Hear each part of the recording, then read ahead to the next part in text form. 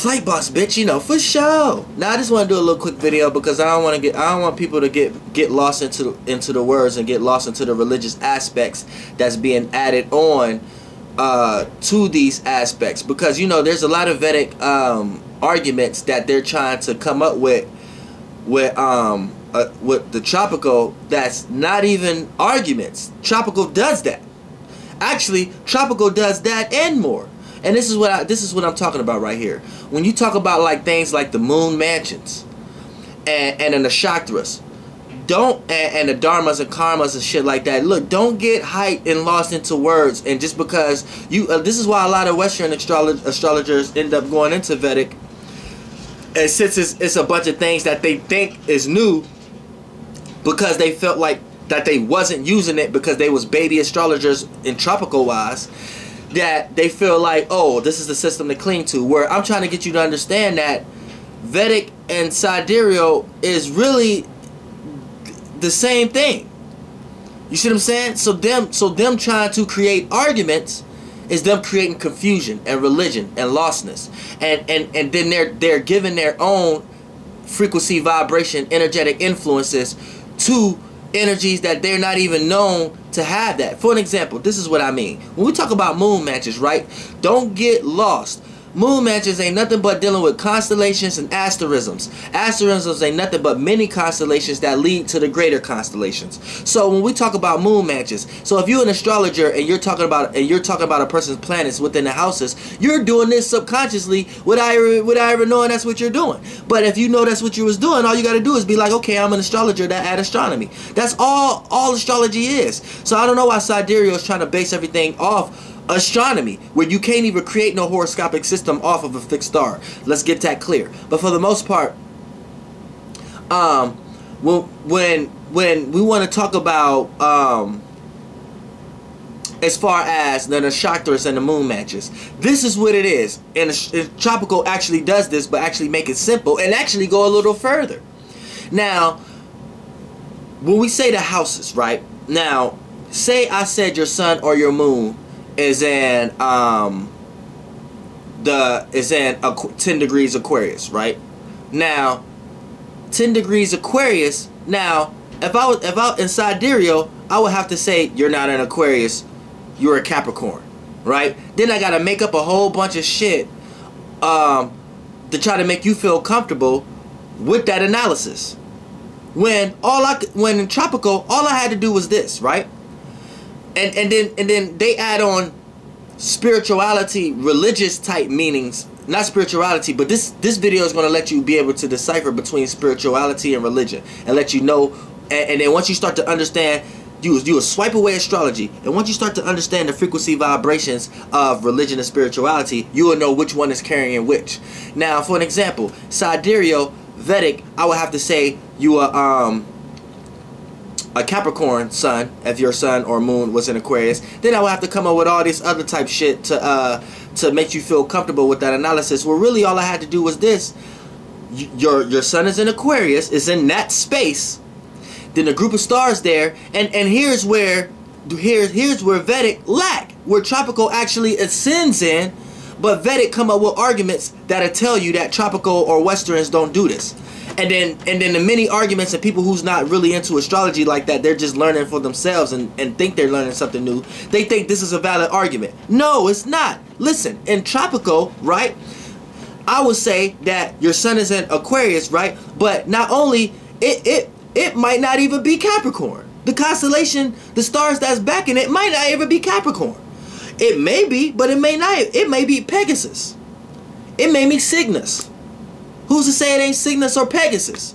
You see what I'm saying? And then, once we understand that, we actually go to astronomy and go to the actual fixed star. Now, it might be an actual Pacific fixed star that's in the Pegasus constellation. Then once we understand that, we could kinda understand the Puran there. We could kind of see if it's in a good position, right? If it's rising or it's accumulating, or what kind of position it is, because each fixed star has a story and has a position relative where it was at, because we know where it came from. So we know where it came from in order for it to be where it's at today. So we know what kind of influences it's going to give to the space that you are in. That's what a moon mansion is. But see, I took it even further. We went to the Pacific star, and now we can tell you if it's a fortunate or if it's a malefic or if it's a beneficial. We can actually say that with actual logical reference, and still add spirituality to it from a right brain point of view. As into making up something from sidereal and Vedic and then needing a guru to keep you aligned, and then to having these fixed natures to these stars where we know these fixed stars actually moving. So we know that they're in a different frequency vibration and they're giving off different influences based upon the space that they're in. We know that in tropical and western. Y'all don't know, y'all don't account that in sidereal because y'all claim that they're just fixed. So even though y'all claim that they're moving, y'all still give them the same energy frequency vibrations, and y'all only give the influences based upon how they're relative to a person being on ground, but y'all don't even know the influences that they naturally have. So y'all make up religious ones, where in tropical we actually can tell you because we have stories from them. Now whether you want to go to arguments because the stories may be Greek or Mesopotamian or Egyptian or whatever like that, fuck the titles and the name for it, because the titles and the names that y'all got from it is still the same frequency vibrations from it. So it doesn't matter the name and whatever the civilization and the language and the titles that y'all gave the name. It doesn't matter, and it doesn't matter the shape and form what it looks like and what we can logically point to where it's at now. It only matters where the fuck it came from. That's how we could pinpoint what kind of energetic frequencies it got in the first place. You see what I'm saying? It's simple. So what kind of argument did y'all come up with to make it seem like that tropical is not, or is not taking these things to account? I understand that you look at it like, okay, tropical is just a practice, and these are just practices, and we can incorporate these practices to astrology. No, what I'm trying to get you to understand is it's all astrology, and what sidereal and Vedic is practices. Tropical is astrology. The higher clock and what y'all call Vedic and sidereal, that is astrology. But what I'm trying to get y'all to understand is the moment we get lost into what sidereal and Vedic actually stands for, you start to get religious, and then that start becoming not astrology. You see what I'm saying? So when you want to go to terms and shit, they say astrology, knowledge of the stars. Then when we talk about the zodiac signs, that's more tropical. It's not correlated to the stars. This is where the big misconception come from. But what you have to understand is that is what's needed to understand the stars, because you're on a star. So for example, if you're on a star, you a star. So if you are a star, you need to understand every influence that's relative to you. So if you understand micro macro to a real point of view, you understand that everything is stars. So everything outside of you are stars. So if everything are stars, you need to understand how everything is relative to you. And that is genuinely astrology, knowledge of the stars. Now when we get the sidereal and Vedic coming in with these motherfucking arguments, that's when we're gonna have to start separating and deciphering confusions, and start to say that it's two signs, and start to say that tropical is just a science that's based upon equator and space and houses, and sidereal Vedic is about where the stars actually are, where really this is all astrology that was based off a tropical system in order for us to understand where the stars are at, because we are on a planet, we are on a star. So that's astrology, period. So all the sciences came out of that. So tropical or sidereal, whatever y'all try to confuse people, that's why I said it's confusing. It's confusion. We need to understand where we at now, the civilization we at now, and build off that. So quit taking y'all old lights, y'all old civilizations and religions, and stop creating arguments that's not arguments. That's not an argument. You see what I'm saying?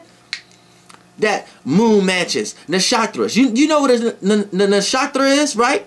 A nakshatra ain't nothing but the constellational backdrops to the stars that you see right in front of you, as far as the sun, moon. So if the sun, moon, Mercury, Mars, Jupiter is in a Pacific sign, right? Now the nakshatra means the constellation that's back and supporting it. So those are the influences that's modifying your star, your Mercury, your sun. That's you.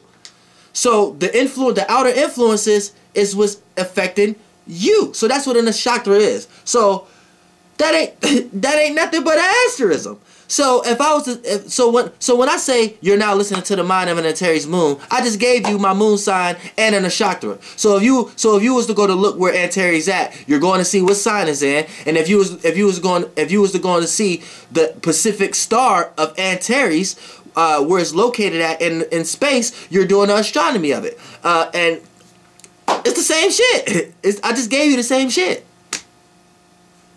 So now we can go a little deeper, because I can tell you what position that this is planned based upon the Pacific stars in. So if it's in the heart of the Scorpio, then we can start to understand the other fixed stars that's in that area and where they came from, and start to understand how they're relative to each other, so we can start to get a concept of a Puran there. Sidereal don't do that.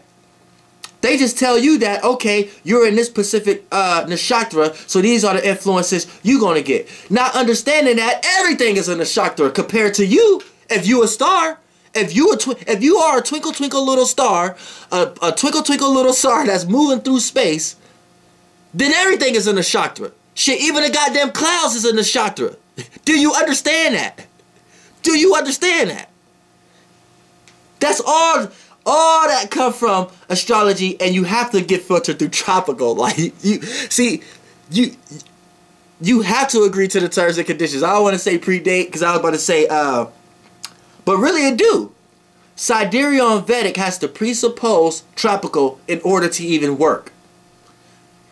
And if you say that's wrong, then you need to stop using the zodiac signs today. You need to stop utilizing Aries through Pisces. If someone is a Pacific nakshatra, you need to call them that. They're not Aries. Change all your websites. Change all that. Quit trying to use your shit for money. Quit trying to use your shit for benefit. Quit trying to use your shit for the same shit religious people use their shit around. To pass the teapot and the bucket around, for people have to keep coming back to you and not learn their shit themselves. They have to keep coming back to you to know what the fuck is going on. Fuck that. Fuck that religious shit. Flight boss, bitch. Goddamn. And